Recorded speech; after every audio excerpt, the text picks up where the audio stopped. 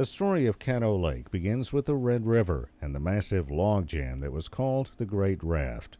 The Great Raft was a living creation of nature that crept upstream, flooding and draining vast expanses of land.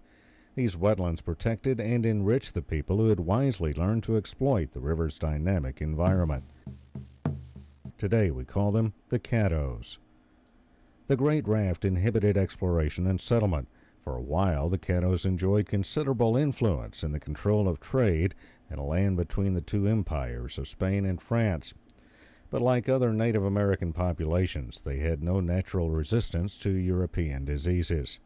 As their numbers and territory diminished, natural events altered their destiny forever.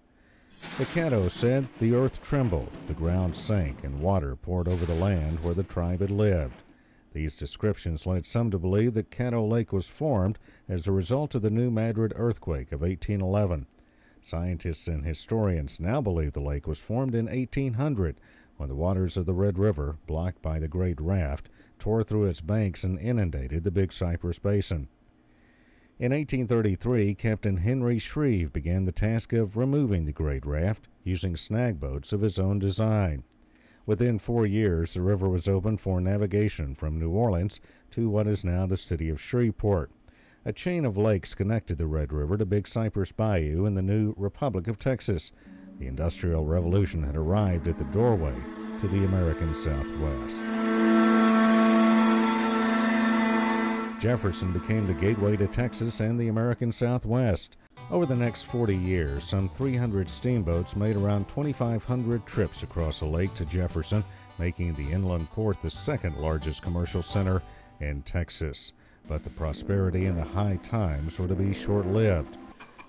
Following the Civil War, the railroads began to displace the steamboats, and the Great Raft had reformed on the Red River above Shreveport. In 1874, the Army Corps of Engineers set out to again clear the river. Men worked to pull and cut apart the Great Raft from its downstream edge. The going was tough and dangerous.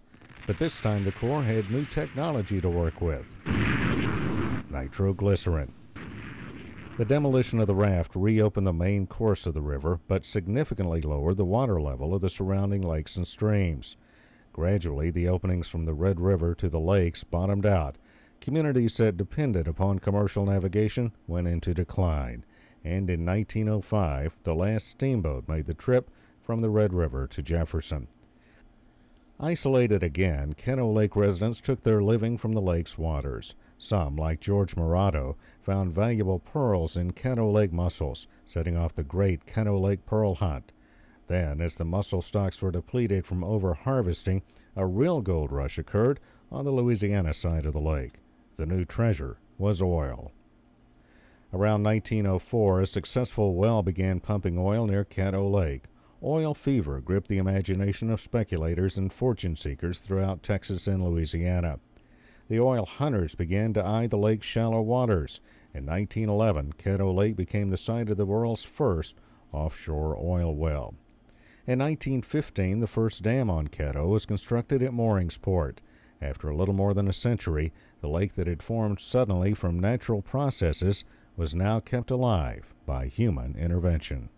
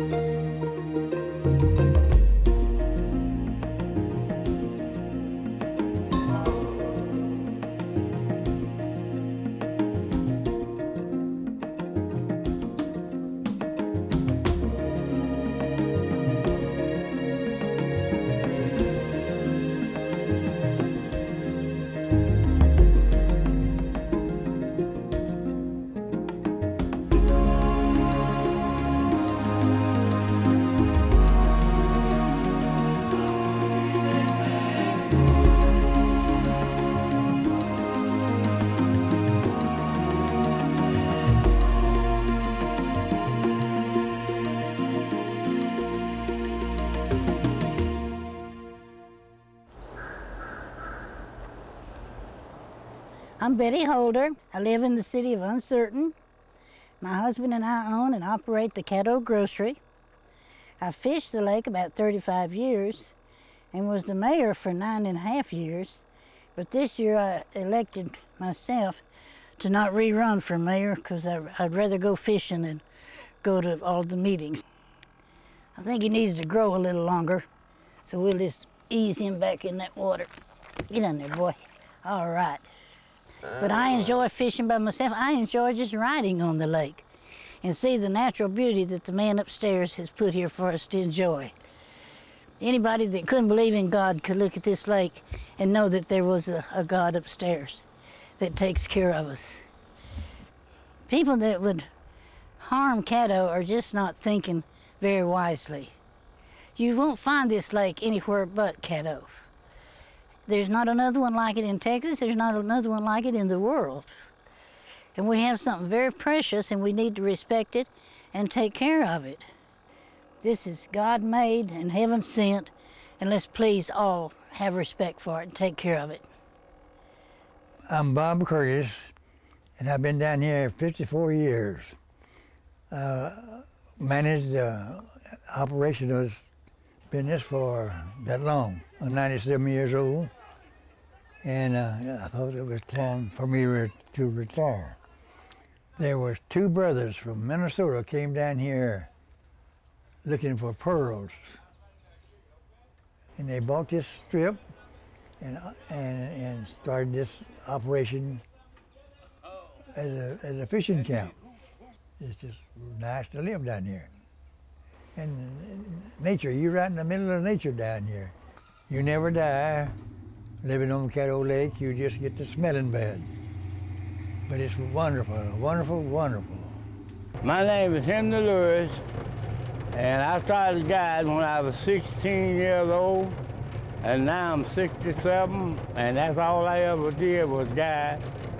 And I live on Caddo Lake. I started out when I was young. I quit school at an early age and started guiding. I've been guiding ever since. How about that? Person don't fish, something wrong with it. Don't get in the boat and go fishing. That's the way I think about it. I'm gonna see can I catch a fish right here. Fishy, fishy, in the brook. Come on back, here's a little hook. I'm gonna put it on in now to you. And we're coming in. One time I went to Dallas, man, don't get a job when I was 18. I was 18, 17, 18. I come back and married when I was 19, and just started back to guiding, been there ever since. I want to go out there in Dallas, make me a whole lot of big, fast money. I didn't like it. I come back here, and I've been there ever since. I enjoy it, man. If I didn't, I wouldn't, I just quit. But I enjoy it. Just as long as I can get in and out of the boat, I'm gonna do it. Okay? That's all, that's right.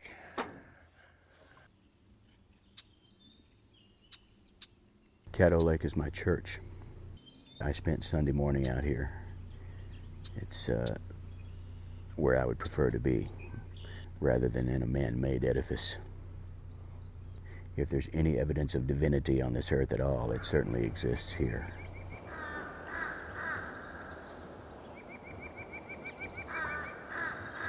It makes me feel very calm and at peace. Gives me a great sense of belonging. I feel like a part of this rather than something separate from it. This is a bald cypress savanna swamp, and it's one of only a few in the United States, and it's a rare and valuable ecosystem. Has come and gone. I've been fortunate in my career in that I've been able to travel all over the world with the Eagles doing concerts. But I've never seen any place like Caddo Lake, anywhere. And that's what always brings me back here.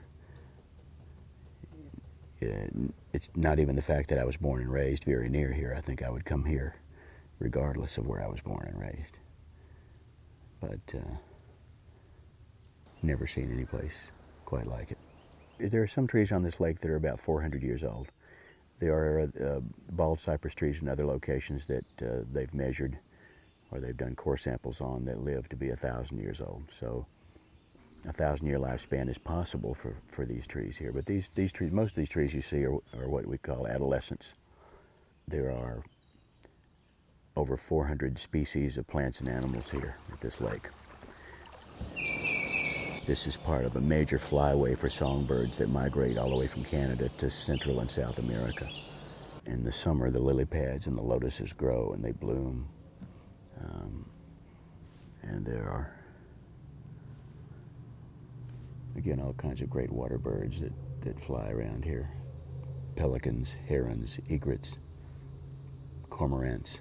I caught my first fish in about probably 1954 or 55, right over off of Potter's Point.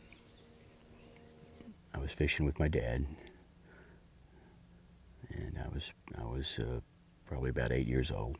And I came out here with my son this weekend, and we had a fishing trip, and it was a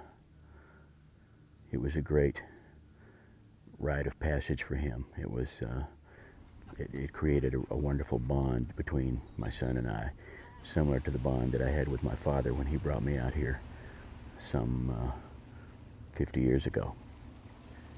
A lot of people don't want to talk about beauty today. You know, it's beneath them, or it's too sentimental, or it's sappy, or something like that. You know, it's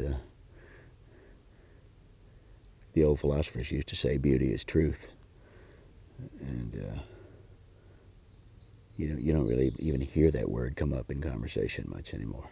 But if anything defines beauty, this place does. We need places like Caddo Lake. Simply put, this is one of the most beautiful spots on Earth.